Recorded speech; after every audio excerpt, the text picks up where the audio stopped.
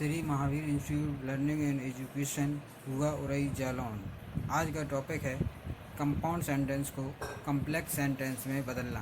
पहले हमें compound and complex sentence को समझना पड़ेगा। कंपाउंड सेंटेंस में दो वाक्य होते हैं जो एक दूसरे पर आश्रित नहीं होते, जबकि कम्प्लेक्स सेंटेंस में जो दो वाक्य होते हैं उनमें से एक वाक्य मुख्य वाक्य होता है और दूसरा वाक्य सहायक वाक्य होता है। जैसे एग्जाम्पल में दिखाया गया है, listening to music and singing songs are my hobbies.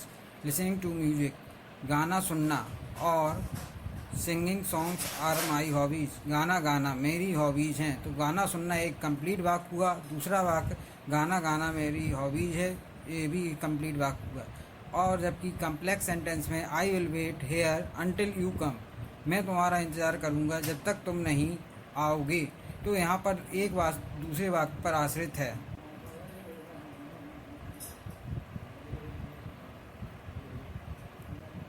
Compound sentence को कम्प्लेक्स में बदलने के लिए कुछ रूल्स हैं, जिसमें रूल नंबर फर्स्ट, जब किसी कंपाउंड सेंटेंस में बट या एट का उपयोग किया जाता है तो उसे हम थ्रो और आल्दो में बदलते हैं। जैसा कि सेंटेंस में दिखाया गया है, ही is poor but he is happy, वह गरीब है लेकिन वह खुश है। इसी को हमने जब बदला तो though he is poor comma he is happy, यद्यपि वह गरीब है वह खुश है, दोनों सेंटेंसों का अर्थ सेम निकलेगा, अर्थ अलग नहीं होगा। दूसरा वाक्य भी इसी तरह से है, she is ill yet worked very hard, वह बीमार है लेकिन उसने कार्य अच्छे से किया। Although she is ill she work very hard, यद्यपि वह बीमार थी फिर भी उसने वर्क अच्छे से किया। रूल नंबर 2, जब एक कंपाउंड सेंटेंस में दो टेंस इस तरह से होते हैं कि पहला टेंस वर्ब की फर्स्ट फॉर्म से शुरू हो और दूसरा टेंस फ्यूचर इंडेफिनिट का हो, तो उसमें हम और शब्द जब आता है तो लिस्ट में बदल देते हैं। जैसा कि स्टडी हार्ड और you will fail, study hard लेस्ट you should fail. इसी तरह से अदरवाइज वर्ड आता है तो उसे भी हम लिस्ट में ही बदलेंगे।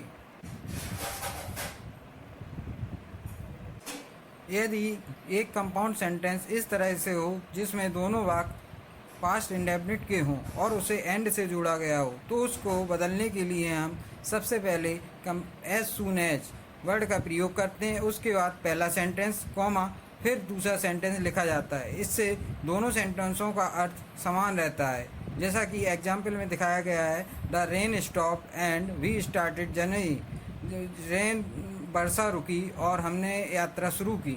ऐसा ही as soon as the rain stop, जैसे ही वर्षा रुकी, वी स्टार्ट जर्नी, हमने यात्रा शुरू की, दोनों का अर्थ सेम है। रूल नंबर 4, जब कोई टेंस इस तरह से होता है कि पहले टेंस में बाज या वर आए और दूसरा टेंस पास्ट इंडेफिनिट का हो, तो हम उसे जब कम्प्लेक्स में बदलते हैं तो एंड की जगह सिंस, और सिंस को सबसे पहले लिखते हैं जब कम्प्लेक्स में बदला जाता है तो। इसी तरह से सो को एज और एंड देयरफॉर को वैन में बदल देते हैं। जैसा कि the weather was bad and the match did not take place, इसको जब कम्प्लेक्स में बदला गया तो since the weather was bad the match did not take place. Rule number 5, जब कोई कंपाउंड सेंटेंस इस तरह से होता है कि उसमें सब्जेक्ट दोनों जगह समान हो, सेम हो, तो उसे जब कम्प्लेक्स में बदला जाता है तो उसके लिए हम हु कंजक्शन का प्रयोग करते हैं। जैसे आ सा girl and she was singing, मैंने एक लड़की को देखा वह गा रही थी, तो आई सा girl who was singing, who यहाँ कम्प्लेक्स में बदलने के लिए कंजक्शन का काम कर रहा है। रूल नंबर 6, जब कोई कंपाउंड सेंटेंस इस प्रकार से होता है कि उसमें लेट से शुरू किया जाए तथा उसके साथ वर्ब की फर्स्ट फॉर्म आती है और ऑब्जेक्टिव ऑफ प्रोनाउन का प्रयोग किया जाता है, तो जो सेकंड सेंटेंस में सब्जेक्ट होता है उसको हम इफ के साथ सबसे पहले लिखते हैं। बाद में बकाया सेंटेंस को जहाँ की तहाँ लिख दिया जाता है। यहाँ पर और या अदरवाइज वर्ड को हम इफ में परिवर्तित करते हैं। रूल नंबर 7, जब कोई सेंटेंस लेट से शुरू होता है और दूसरा सेंटेंस विल बी से के द्वारा बनाया जाता है, तब हम जब कंपाउंड से कम्प्लेक्स में सेंटेंस को परिवर्तित करते हैं तो एंड की जगह हम इफ का प्रयोग करेंगे, जैसा कि let me study hard and I will able to get good marks. If I study hard I will be able to get good marks. इन दोनों वाक्यों का अर्थ समान है। रूल नंबर 8, जब कोई कंपाउंड सेंटेंस इस तरह से होता है कि उसमें पहला सेंटेंस वर्ब की फर्स्ट फॉर्म से शुरू हो और उसे और के द्वारा जोड़कर दूसरा सेंटेंस नकारात्मकता को प्रदर्शित करे, तो हम और को इफ में बदल देते हैं और इफ का प्रयोग सबसे पहले किया जाता है। If you do not study hard you will fail, ये कम्प्लेक्स में बदला गया सेंटेंस है। यहाँ पर इफ़ यू डू नॉट आपको अपने सेंटेंस के अर्थ के अनुसार लगाना पड़ता है।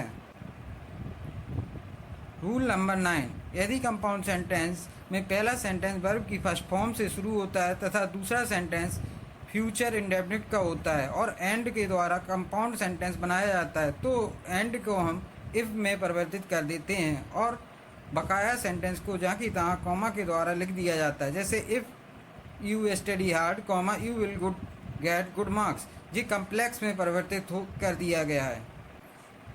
रूल नंबर 10, यदि कोई कंपाउंड सेंटेंस इस तरह फॉर्मेट में होता है जैसे very that thus and so hence therefore के साथ बनाया जाता है और उसे हमें अगर कम्प्लेक्स में बदलना होता है तो उसे हम सो दैट की सहायता से बदलते हैं। जैसे I am very tired and so oblique hence oblique therefore I can not work. इसी को अगर हम कम्प्लेक्स में बदलते हैं तो I am so tired that I can not work, so that के बीच में जो वर्ब आएगी उसकी सेकेंड फॉर्म आएगी।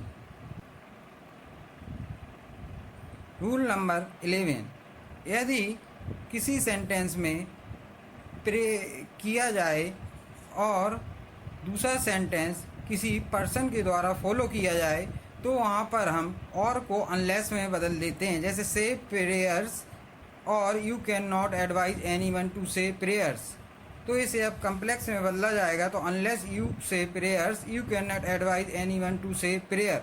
तो इस तरह से हम और को अनलेस में परिवर्तित करके इस सेंटेंस को कम्प्लेक्स में बदल सकते हैं।